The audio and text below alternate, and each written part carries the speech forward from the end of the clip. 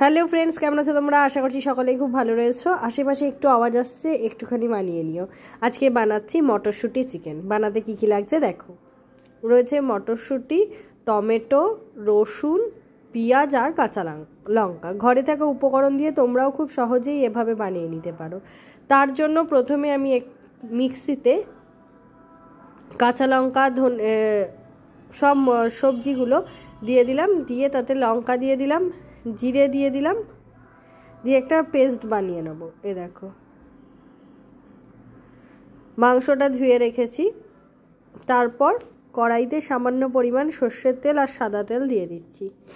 একদম অল্প পরিমাণে তেল দিয়েছি। তারপর যে মশলার পেস্টটা বানালাম সেগুলো দিয়ে দিচ্ছি, দিয়ে ভালোভাবে ভেজে নেব। দেখো ভালোভাবে ভাজা হচ্ছে। ভিডিওটা ভালো লাগলে লাইক, শেয়ার, সাবস্ক্রাইব, কমেন্ট করে কিন্তু একটু পাশে থেকো। নতুন কোনো রেসিপি দেখতে চাইলে অবশ্যই কমেন্ট করো। দেখো কথা বলতে বলতে আমার ভাজাও কিন্তু প্রায় হয়ে এসেছে। দিয়ে দিলাম সামান্য পরিমাণ নুন, দিয়ে দিচ্ছি সামান্য পরিমাণ কাশ্মীরি লঙ্কার গুঁড়ো একটু কালারের জন্য, আর দেব সামান্য পরিমাণ হলুদ, সামান্য চিনি দিচ্ছি। এটা চাইলে তোমরা স্কিপও করতে পারো। আর এটা দিয়ে দিচ্ছি জিরে ধনে গুঁড়ো। এটা আমি গোটা ভেজে গুঁড়ো করেছি। এটা দিলে না গন্ধটা বেশ ভালো আসে। ভালোভাবে আবারও মশলার সঙ্গে এগুলো মিশিয়ে নিচ্ছি। এবার আমি দিয়ে দেবো সামান্য পরিমাণ জল।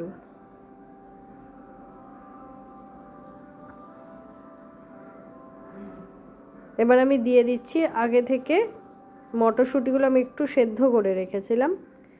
মটরশুঁটিগুলো একটু দিয়ে দিচ্ছি। চাইলে তোমরা আরেকটু বেশিও মটরশুঁটি দিতে পারো। মটরশুঁটিগুলো মশলার সঙ্গে ভালোভাবে মিশিয়ে নিচ্ছি।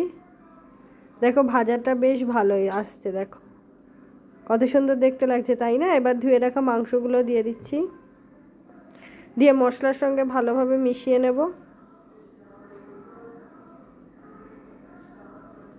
আবারও বলছি, নতুন কোনো রেসিপি দেখতে চাইলে অবশ্যই কিন্তু তোমরা কমেন্ট করো। আমি সেই রেসিপি নিয়ে তোমাদের সামনেই হাজির হব। মশলার সঙ্গে ভালোভাবে মাংসটা মিশিয়ে নিয়েছি। এটা যত তোমরা মেশাবে তত কিন্তু টেস্ট বাড়বে। এবার আমি সামান্য পরিমাণ জল দিচ্ছি, দিয়ে সব মশলা মাংস একসঙ্গে মিশিয়ে নিচ্ছি।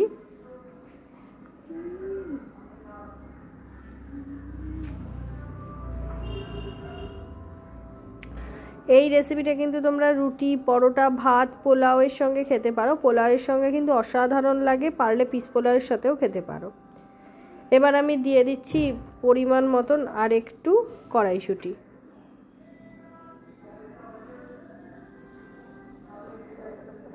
যেহেতু এটা মটরশুঁটি চিকেন, তাই একটু বেশি দিলে খেতে কিন্তু বেশ ভালো লাগবে।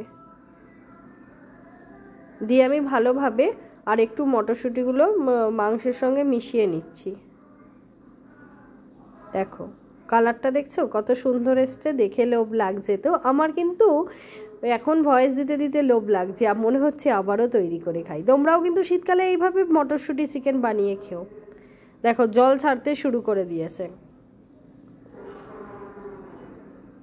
দিয়ে দিলাম সামান্য পরিমাণ জল, মানে যাতে মাংসটা সেদ্ধ হয়। চাইলে তোমরা আরেকটু বেশি দিতে পারো, কিন্তু এই চিকেনটা কষা খেতেই কিন্তু বেশি ভালো লাগে।